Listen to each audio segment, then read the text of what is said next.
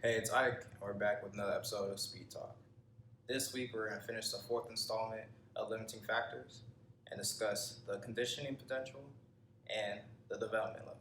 So let's dive in and see how these relate to athletic performance. Athletes differ in their ability to withstand rigors of training. Some athletes are fragile, while others can train at high levels for long periods of time. When a sport progresses on levels past high school, athletes spend crazy amount of time developing their talents. The ability to withstand repeated training is the conditioning potential. Like most potentials, conditioning potential is genetic. Good training approaches can, however, exploit this potential. Successful coaches and athletes learn that managing the level of physical stress during training can lead to better productivity and performance. Knowing an athlete's conditioning potential can help determine their load without overtraining. This ultimately raises their development level, which we'll discuss next.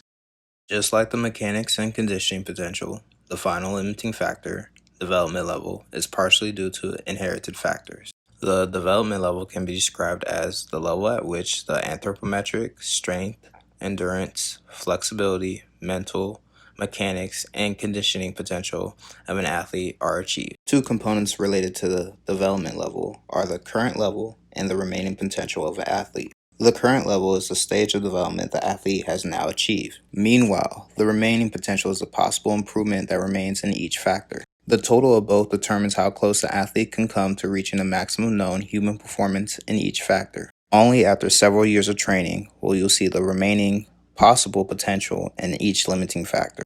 As a sport develops, the athletes involved discover that talent alone, however impressive, cannot determine success. At this point, the development of the sport and the importance of training is discovered. Tune in next week where we'll start to discuss sprinting performance and break down each component as it relates to your setup, start, acceleration, transition, top end speed, and maintenance.